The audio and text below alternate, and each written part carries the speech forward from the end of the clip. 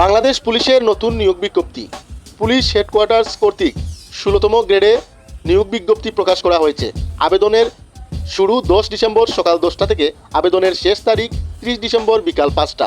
অনলাইনে আবেদন যারা করবেন তারা আমার ডিসক্রিপশন বক্স থেকে অনলাইনের আবেদনের লিঙ্কে ঢুকে সেখান থেকে আবেদন করতে পারবেন। চলুন বিস্তারিত শুরু করা যাক।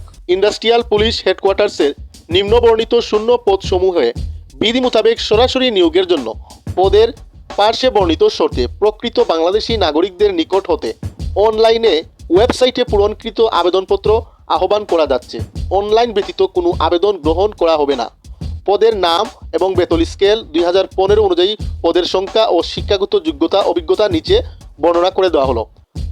১ অফিস সহকারী কাম কম্পিউটার, গ্রেড 16, বেসিক হচ্ছে ৯,৩০০ হতে ২২,৪৯০ টাকা।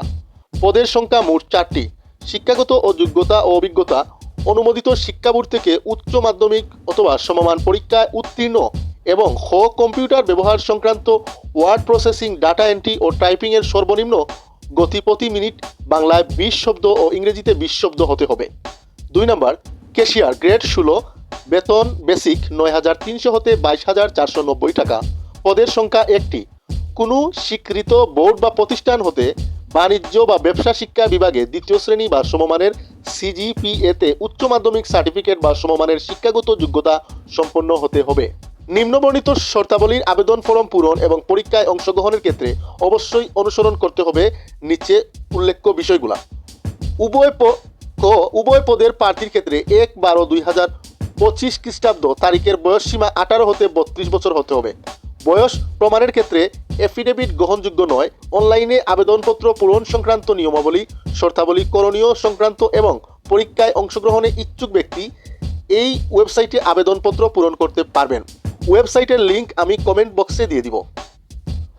উভয় পদের প্রার্থীদের লিখিত ও মৌখিক পরীক্ষা গ্রহণ করা হবে। ১ নং ক্রমিকে বর্ণিত পদে লিখিত পরীক্ষায় উত্তীর্ণ প্রার্থীরা ব্যবহারিক পরীক্ষায় অংশগ্রহণ করবেন এবং ব্যবহারিক পরীক্ষায় উত্তীর্ণ প্রার্থীরা মৌখিক পরীক্ষার জন্য বিবেচিত হবেন। ২ নং ক্রমিকে বর্ণিত পদে লিখিত পরীক্ষায় উত্তীর্ণ প্রার্থীরা মৌখিক পরীক্ষার জন্য বিবেচিত হবেন। আবেদনের যে ওয়েবসাইট লিঙ্ক এবং অনলাইন লিঙ্ক রয়েছে সেটা আমি আমার ডিসক্রিপশনে দিয়ে দিব। ঘ, সরকারি, আধা সরকারি ও স্বায়ত্তশাসিত প্রতিষ্ঠানে চাকরিরত প্রার্থীদের অবশ্যই যথাযথ কর্তৃপক্ষের অনুমতিক্রমে আবেদন করতে হবে। চাকরিরত প্রার্থীদের সকল শর্ত পূরণ সাপেক্ষে আবেদনপত্র পূরণের সময় ডিপার্টমেন্টাল ক্যান্ডিডেটের অপশন সিলেক্ট করতে হবে। অন্যদের ক্ষেত্রে এই শর্ত প্রযোজ্য নয়। তবে সকল চাকরিরত প্রার্থীকে মৌখিক পরীক্ষার জন্য নিয়োগকারী কর্তৃপক্ষ কর্তৃক অনাপত্তিপত্র ছাড়পত্রের মূল কপি জমা দিতে হবে। এক্ষেত্রে কোনো অগ্রিম কপি গ্রহণ করা হবে না। মুক্তিযোদ্ধা, শহীদ মুক্তিযোদ্ধা ও বীরাঙ্গনার সন্তানদের ক্ষেত্রে প্রমাণক হিসাবে সরকারের সর্বশেষ নির্দেশনা মোতাবেক উপযুক্ত কর্তৃপক্ষ কর্তৃক প্রদত্ত সনদ, ক্ষুদ্র নৃগোষ্ঠী, শারীরিক প্রতিবন্ধী ও তৃতীয় লিঙ্গ কোটায় আবেদনকারীদের ক্ষেত্রে উপযুক্ত কর্তৃপক্ষ কর্তৃক প্রদত্ত সনদ ও সত্যায়িত কপি। এক্ষেত্রে প্রমাণস্বরূপ সংশ্লিষ্ট ইউনিয়ন পরিষদ chairman, city corporation, ward councillor, পৌরসভা মেয়র, কাউন্সিলর, প্রশাসন কর্তৃক প্রদত্ত সনদ থাকতে হবে। লিখিত পরীক্ষা এবং ব্যবহারিক পরীক্ষায় প্রযোজ্য ক্ষেত্রে উত্তীর্ণদের মৌখিক পরীক্ষার সময় প্রার্থীকে অনলাইন ও পূরণকৃত অ্যাপ্লিকেন্টস কপি সহ নিম্নোক্ত দলিলাদি সাথে আনতে হবে। সদ্য তোলা যা আনতে হবে তা আমি নিচে উল্লেখ করে দিচ্ছি। সদ্য তোলা পাসপোর্ট সাইজের 2 কপি রঙিন ছবি, সকল শিক্ষাগত যোগ্যতার সনদ, জাতীয়পত্র, জন্ম নিবন্ধন সনদের মূল কপি ও উল্লেখিত সনদের 1 কপি সত্যায়িত ফটোকপি। জেলায় স্থায়ী বাসিন্দার প্রমাণপত্র হিসাবে ইউনিয়ন পরিষদ, পৌরসভা অথবা সিটি কর্পোরেশন কর্তৃক প্রদত্ত সনদ।